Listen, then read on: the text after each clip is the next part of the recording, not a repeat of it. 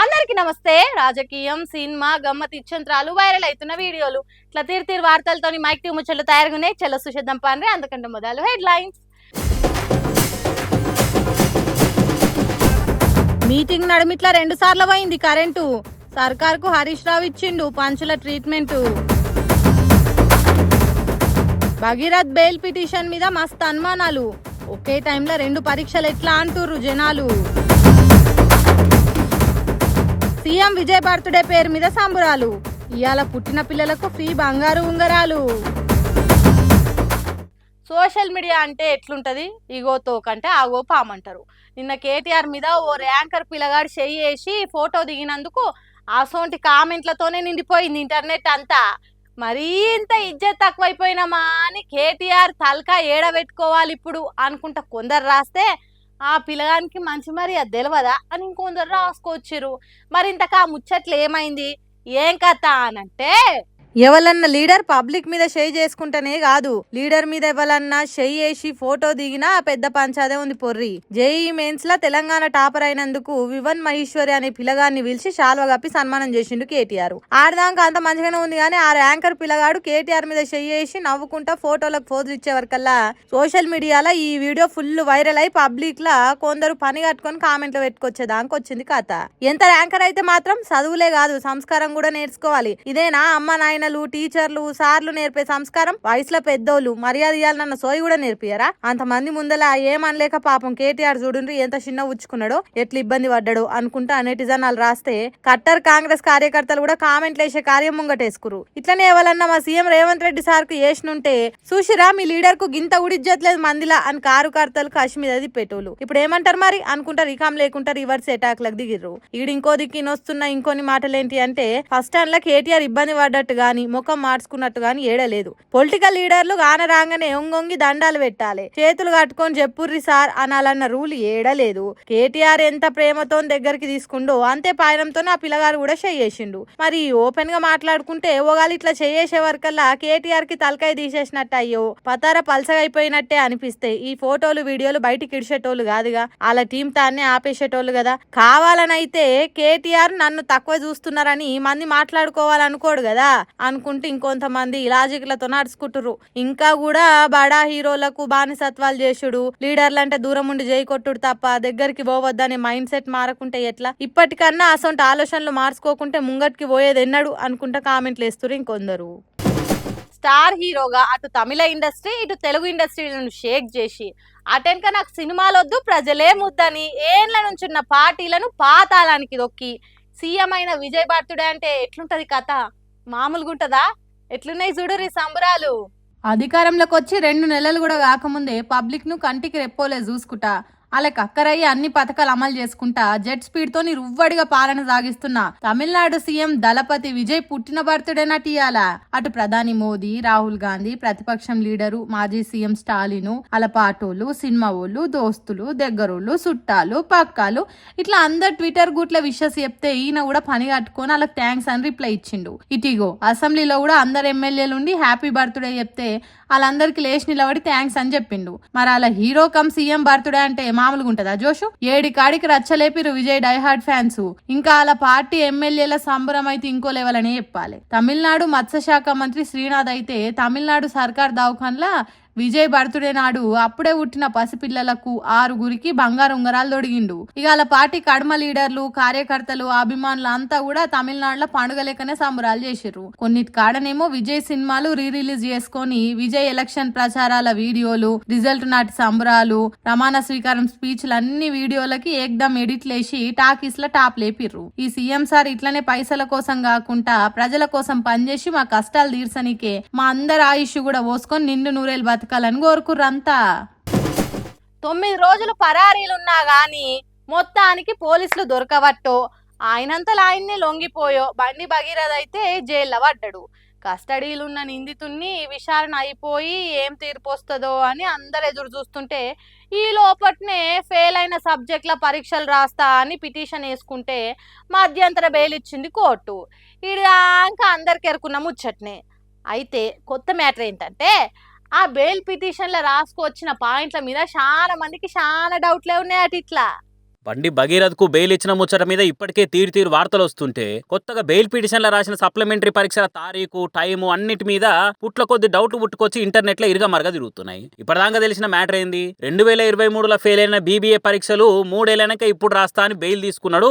సరే, విద్యా భవిష్యత్తును దృష్టిలో పెట్టుకుని బెయిల్ ఇచ్చిర్రు. పరీక్షలు రాసి మళ్ళా కోర్టులో లొంగిపోవాలన్నారు, ఓకే. కానీ ఒకే తారీఖు ఒకే టైంకు 2 పరీక్షలు రాస్తా అని భగీరథ్ కోర్టుకి ఎట్లా చెప్తాడు అన్న అనుమానాలు ఇప్పుడు అంతటిలో వస్తున్నాయి. కోర్టుకి ఇచ్చిన బెయిల్ పిటిషన్ల పరీక్షల టైం టేబుల్ చూస్తే తేడా కొడుతుందట. మీదికెళ్ళి మరి ఇట్లా బెయిల్ ఇస్తున్నామో మీరు పెట్టిన కేసులున్న నిందితునికి అని బాధితురాలికి మాట ముచ్చట కూడా చెప్పలేదు నేను వచ్చే వరకలా. వెనక ఏమేమైతుంది అని అనుకుంటా మాట్లాడుకోబట్టిన మందంతా. మే నెలలో జరగవలసిన సప్లిమెంటరీ పరీక్షలు రాయలేకపోయినందుకు జూన్ నెలలో సప్లిమెంటరీ పరీక్షలు రాస్తేందుకు పర్మిషన్ ఇవ్వరని అడిగిండు భగీరథ్. అంటే మే నెలలో ఓసారి, జూన్ నెలలో ఓసారి సప్లిమెంటరీ పరీక్షలు అంటే 2 నెలల్లో 2 సార్లు సప్లిమెంటరీ ఎగ్జాములు పెట్టే మహీంద్రా యూనివర్సిటీ మరి రేపటి నాడు మళ్ళా పరీక్షలు పెట్టదా? ఇంకా దీనికే కెరీర్ ఖరాబ్ అవుతుందని పిటిషన్లు ఎట్లా చెప్తారు? మీదికెళ్ళి ఒకటే తారీఖు ఒకే టైంకి 2 సబ్జెక్టుల సప్లిమెంటరీ పరీక్షలు ఉన్నాయని టైం టేబుల్ ఉండే వరకలా అనుమానాలు ఇంకింత ఎక్కువైతున్నాయి. 2023 బ్యాచ్ బీబీఏ సప్లిమెంటరీ పరీక్షలని పిటిషన్లు రాసిర్రు. మరి 2024, 2025లా అసలు సప్లిమెంటరీ ఎగ్జాములు కాలేదా? అయినా భగీరథ్ రాసి మళ్ళా ఫెయిల్ అయిందా? మరి నిందితుడు బయటకు వస్తే బాధితురాల్ని ప్రభావితం చేస్తే ఎట్లా అన్న న్యాయ నిపుణుల ప్రశ్నలు కూడా సోషల్ మీడియాలో మస్తుగా వస్తున్నాయి.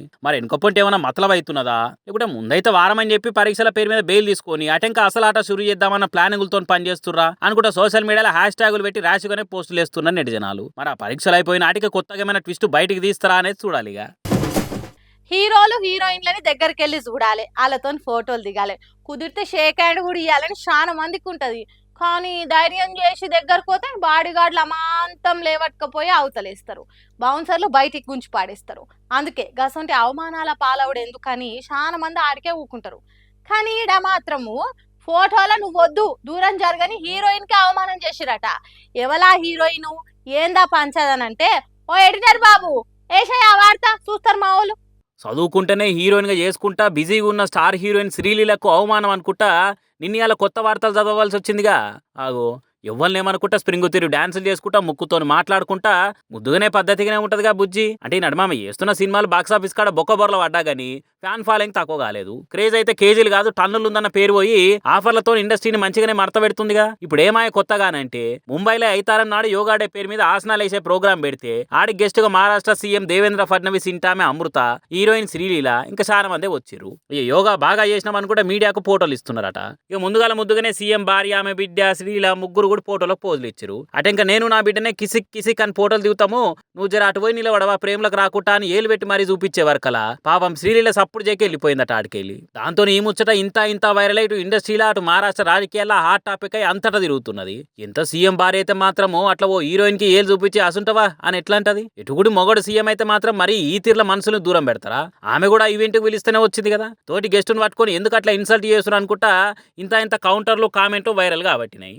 అసలు ఫోటోలో మా బిడ్డ నేనే ఉండాలనుకుంటే ఇంట్లోనో లేకుంటే ఏదైనా స్టూడియోలో ఫోటో షూట్ పెట్టుకుంటా అయిపోవు, దానికి మందిలోకి వచ్చి అందరి ముంగట అవమానిస్తారా అని అనుకుంటా Sreeleela sincere and hardcore fans serious అవుతుంటా పోటీల మీద పోస్టులు వేస్తున్నారు. మరి ఈ ముచ్చట మీద సీఎం ఇంటామేమన్నా మాట్లాడుతుందో లేకుంటే శ్రీలీలను ఉండి ఆడ అసలు ఏమైందంటే అని క్లారిటీ ఇస్తుందో చూడాలిగా. ఇప్పటికే 6 గ్యారంటీలు 60 తీర్ల హామీలు అనుకుంటా మాటలు నిలబెట్టుకోకుండా హస్తం పార్టీ హ్యాండ్ ఇస్తుందని పబ్లిక్ అరుచుకుంటుంటే, ఇంకో దిక్కు సర్కారు చేస్తున్న స్కాములు ఇవి, వెనుకపోంటి చేస్తున్న కథలు ఇవి అనుకుంటా ప్రతిపక్ష పార్టీలు లేపుతున్న పంచాయత్తోని కాంగ్రెస్ పతార ఇంకింత పలసగా అవుతుంది. ఇదే ఫ్లోలో ఇవాళ హరీష్ రావు మాట్లాడుకుంటా సీఎం సార్కు అలా సర్కార్కు సురుకులంటిచ్చిండి ఇట్లా. ఓ దిక్కు పబ్లిక్ ఉన్న తిప్పలు తీర్చుర్రి అని కాంగ్రెస్ సర్కార్ మీద లడాయి వేసుకుంటేనే ఇంకో దిక్కు రేవంత్ రెడ్డి పాలన మీద పంచులేసుకుంటా కారుకర్తల జోరు వెంచే ముచ్చట ముంగటేసుకుంటూనే ఉంటాడు మాజీ మంత్రి హరీష్ రావు. ఇవాళ అచ్చంపేట బీఆర్ఎస్ కార్యకర్తల మీటింగ్ పెట్టుకుంటే ఆడికొచ్చిన హరీష్ రావు మాట్లాడుతుంటే నడిమిట్ల మైకు కట్ అయ్యి ఫ్యాన్లు బంద్ అయ్యి వెనకంగా పెట్టిన ఎల్ఈడీలు కూడా ఆఫ్ అయిపోయినాయి. ఇక చూసి చెమటలు దుడుచుకుంటా కరెంట్ ఎప్పుడు వస్తుందా అని చూసుకుంటా అందరు యాష్టపడ్డాక ఆఖరికి పవర్ ఒత్తుడుతోని హరీష్ రావు సార్ ఆయన స్టైల్ అరుచుకున్నాడు ఇట్లా. చిన్న పిల్లలు కూడా హైదరాబాద్ లియాలంటే ఏమంటారు అంటే కరెంటు పోగానే రేవంత్ రెడ్డి వచ్చిండు కరెంటు పోయింది, అది ఎప్పుడు వస్తుందో ఎప్పుడు పోతుందో అర్థం కాకుండా అయిపోయింది. ఇక అటెంక మళ్ళీ ఏడ కరెంటు పోతుంది అనుకున్నాడో ఏమో గానీ ఓదానని కోటి వరుస పెట్టి చెప్పే పాయింట్లు అన్ని పట్ట చెప్పేసే పనిలో పడ్డాడు. హామీలు గ్యారంటీలు పథకాల పేరు మీద ఇప్పటిదాకా సీఎం రేవంత్ రెడ్డి ఏ దేవుని మీద ఒట్టేసిండో అనేది అన్ని ఎడిట్ చేసి వీడియో చూయించుకుంటా కనబడ్డ దేవుని మీద ఒట్టు పెట్టినోడు, దేవుణ్ణే మోసం చేసినోడు మనని మోసం చేయడా? నిజంగా నల్లమల బిడ్డ అయితే దేవుని మీద ఒట్టు పెట్టి మాట తప్పుతాడే?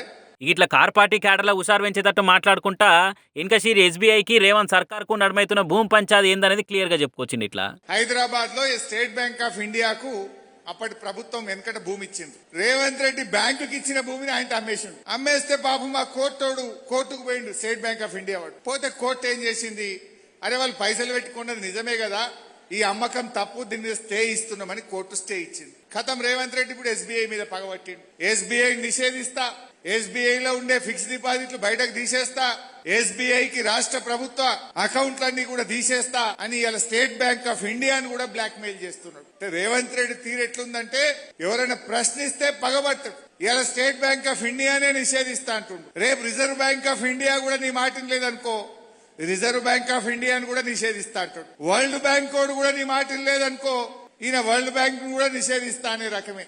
ప్రశ్నిస్తే పగబట్టుడే కాకుండా బాధాప్త బ్యాంకుల్నే బ్యాన్ చేస్తా అనే కాడికొచ్చిన రేవంత్ రెడ్డి అనుకుంటా మాట్లాడేవారు కలా ఇజ్జతును ఇంకుడు గుంతర పాలు చేసే తీరు ఇచ్చి పడేసిండిగా హరీష్ రావు సార్ అనుకుంటా గులాబీ కార్యకర్తలు కిలకిల నవ్వుకుంటా ఈ వీడియోను వరుస పెట్టి వాట్సాప్ స్టేటస్లు పెట్టుకోవట్టిరట. మరి ఇక బ్యాంకుల భూములతోని గవర్నమెంట్కి అవుతున్న లొల్లి మీద పవర్ ఉన్న పార్టీలు ఏం క్లారిటీ ఇస్తారో ఏమరు చూడాలి. ఇవాళ రేపు జర్ర పొద్దుకిందంటే చాలు ఆడవిల్లలింటోళ్ళు మస్తు బుగులు పడతారు.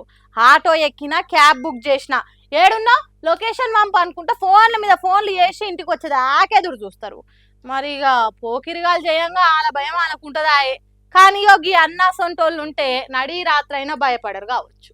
నిత్య సోషల్ మీడియాలో పనికిరాని ముచ్చట్లు ఎన్నో వైరల్ చేస్తూ ఉంటారు పబ్లిక్. కానీ ఇగో ఇది కదా అసలు సిసలైన ముచ్చట. లోకమంతటికి టామ్ టామ్ చేయాల్సింది. ఒక్కోపారి తప్పక ఆడవిల్లలు ఏదన్నా పని పడి రాత్రిల పూట బయటికి పోవాల్సి ఉంటది. ఇక అసొంటప్పుడు ఇంటోళ్ళు ఏం చేస్తారు, లొకేషన్ పంపు, ఏడున్నవో ఊకే ఫోన్ చేయి, ఏమన్నా తేడా ఉంటే పోలీసులకు ఫోన్ చేయి అని జాగ్రత్తలు చెప్తారు. ఎందుకంటే ఇక ఎవరైనా నమ్మలేను కాబట్టి. కానీ ఈ మంచి మనసున్న అన్న మాటలు విన్నాక ఆ రందే ఉండదు కావచ్చు. मेरा एड्रेस लिखा हुआ, उसमें फोटो ले लो, कोई दिक्कत नहीं. भाई तुम्हारा भाई यूट्यूबर है, कोई ऐसी टेंशन नहीं. मैं अपनी छोटी बहन की तरह लेके जाऊंगा, टेंशन ना लो. थैंक यू भैया.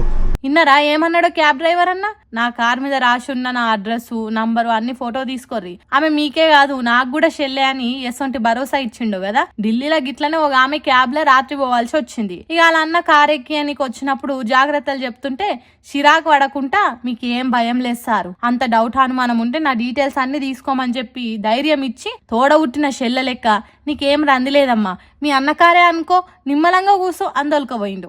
ఈ వీడియోను వాళ్ళ అన్న సోషల్ మీడియాలో పెట్టేసరికి చూసిన వాళ్ళంతా మస్తు మెచ్చుకోబట్టిర్రు. ఇవాళ రేపు సొంతోళ్ళనే నమ్మలేకుండా అవుతుంది. అసొంటిది రాత్రిళ్ళ పూట తెలవనోళ్లతో పోవడంటే చాలా రిస్క్ ఆయే. కానీ మనుషులలో మానవత్వం ఇంకా ఉంది. ఆడోళ్లను తోడబుట్టినోళ్ళ లెక్క చూసేటోళ్ళు ఆడాడ ఈ అన్న లెక్క ఇంకా ఉన్నారని కామెంట్లు పెట్టి షేర్లు చేస్తారు ఈ వీడియోని చూసిన వాళ్ళు. చూసిరానిలా ముచ్చట్లు ఎట్లున్నాయో ఇంకిన్ని ముచ్చట్లతోటి మళ్ళా కలుద్దాం. అప్పటిదాకా చూస్తూనే ఉండరు మైక్ టీ ముచ్చట్లు.